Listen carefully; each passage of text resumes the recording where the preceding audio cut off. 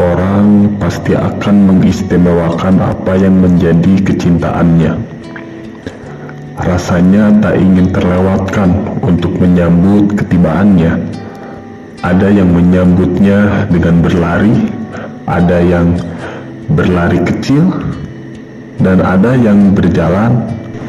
Ada pula yang tak menyambut dengan cara mendatanginya, melainkan hanya menanti hingga hari itu tiba tanpa persiapan istimewa. Ramadan selalu begitu, beragam cara orang menyambutnya, menunjukkan seberapa istimewa Ramadan bagi mereka. Ada yang menangis haru karena kesempatan berjumpa, ada juga yang riang gembira karena makanan akan berlimpah ruah saat berbuka. Beragam cara menyambut sangat mempengaruhi cara memperlakukan. Ada yang bersungguh-sungguh dan ada yang biasa saja sebagaimana bulan lainnya. Para ulama memberi banyak contoh bagaimana memperlakukan Ramadan demikian istimewa, dengan persiapan yang sangat luar biasa. Karena sudah seyoganya siapapun yang ingin berangkat menjumpai suatu keadaan, ia mesti punya bekal. Allah Ta'ala berfirman, dan jika mereka mau berangkat, tentulah mereka menyiapkan persiapan untuk keberangkatan itu. Quran Surat At-Taubah ayat 46.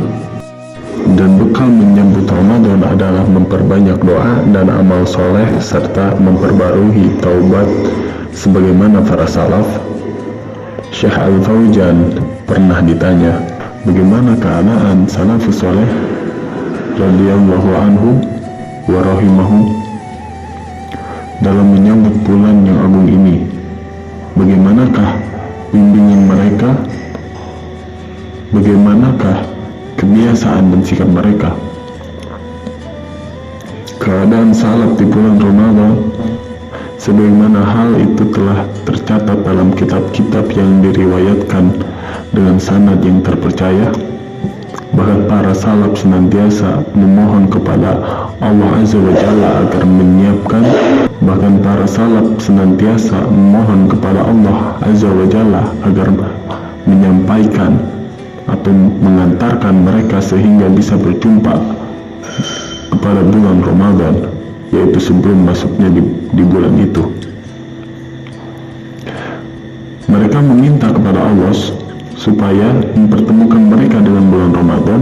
Mereka mengetahui bahwa di bulan itu terdapat kebaikan yang sangat besar dan kemanfaatan yang begitu luas. Karena sebagai ulama salaf mengatakan, mereka para sahabat berdoa kepada Allah selama 6 bulan agar mereka dapat menjumpai bulan Ramadan. Dalam Lathaiful Ma'arif halaman 232. Adapun Nabi ketika Ramadan akan tiba, ia menyambut dengan puasa di bulan Sya'ban sebagai persiapan menyambut bulan Ramadan. Rasulullah SAW memperbanyak puasa. Aisyah radhiyallahu anhu berkata, saya sama sekali belum pernah melihat Rasulullah SAW berpuasa dalam 1 bulan sebanyak puasa yang beliau lakukan di bulan Sya'ban. Di dalamnya beliau berpuasa sebulan penuh. Dalam riwayat lain, beliau berpuasa di bulan Sya'ban kecuali sedikit hari. Hadis riwayat Muslim 1156. Mengapa Sya'ban menjadi tempat yang Rasulullah SAW pilih untuk memperbanyak puasa? Salah satunya karena Sya'ban itu, kata para ulama, adalah tempat menumbuhkan dahan-dahan kebaikan.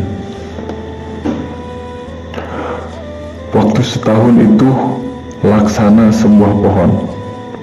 Bulan Rajab adalah waktu penumbuhan daun. Sya'ban adalah waktu untuk menumbuhkan dahan, dan Ramadan adalah bulan memanen. pemanenannya adalah kaum mukminin. Oleh karena itu, mereka yang menghitamkan catatan amal mereka hendaklah bergegas memutihkannya dengan taubat di bulan-bulan ini, sedangkan mereka yang telah menyanyiakan umurnya dalam kelalaian hendaklah memanfaatkan sisa umur sebaik-baiknya dengan mengerjakan ketaatan di waktu tersebut. Dalam Ladhaiful Ma'rib halaman 130. Kedua, amal soleh tentu menjadi bekal penting. Jika tidak, maka kita akan lemah menghadapi Ramadan. Tanpa bekal amal soleh, raga akan dilemahkan untuk menjalaninya. Sebab tanpa amal soleh, kita bisa saja kehabisan bekal dalam perjalanan. Maka Ramadan akan meninggalkan kita dalam kondisi demikian. Karenanya, keberangkatan tanpa persiapan itu dicela oleh Allah Subhanahu wa Ta'ala. Tetapi Allah tidak menyukai keberangkatan mereka, maka Allah melemahkan keinginan mereka dan dikatakan kepada mereka, tinggallah kamu bersama orang-orang yang tinggal itu. Quran Surat At-Taubah ayat 46. Imam Abu Bakar Az-Zurri rahimahullah berkata bahwa salah satu perkara yang wajib diwaspadai oleh setiap muslim adalah kewajiban telah datang tetapi kita tidak siap untuk menjalankannya. Begitulah keadaan para salaf dalam memperlakukan Ramadan sebagai tamu istimewa. Mereka berdoa tidak henti bukan hanya dalam menyambut, bahkan di dalam Ramadan, dan di saat Ramadan telah berlalu mereka masih juga berdoa. Mereka meminta kepada Allah di luar bulan Ramadan agar dipertemukan dengan bulan Ramadan, karena mengetahui bahwa di bulan itu terdapat kebaikan yang sangat besar dan manfaat yang begitu luas. Jika Ramadan usai, mereka pun masih juga memohon kepada Allah agar menerima amalan-amalan mereka. Hal itu semua mereka lakukan karena dirundung oleh rasa cemas dan khawatir setelah beramal. Apakah amalannya itu diterima Allah atau tidak sama sekali? Mereka pun memperbanyak amal soleh seperti sholat tahajud, tilawah Al-Quran, dan berpuasa di bulan Sya'ban. Tak lupa mereka senantiasa memperbarui taubat mereka kepada Allah sebagai upaya untuk memperbarui iman dan menjaga keberuntungan. Allah Ta'ala berfirman, bertobatlah kamu sekalian kepada Allah, hai orang-orang yang beriman, supaya kamu beruntung. Quran Surat An-Nur ayat 31. Bagian dari kesadaran bahwa kita semua adalah pendosa, sebagaimana sabda Rasulullah SAW, setiap keturunan Adam itu banyak melakukan dosa, dan sebaik-baik orang yang berdosa adalah yang bertaubat.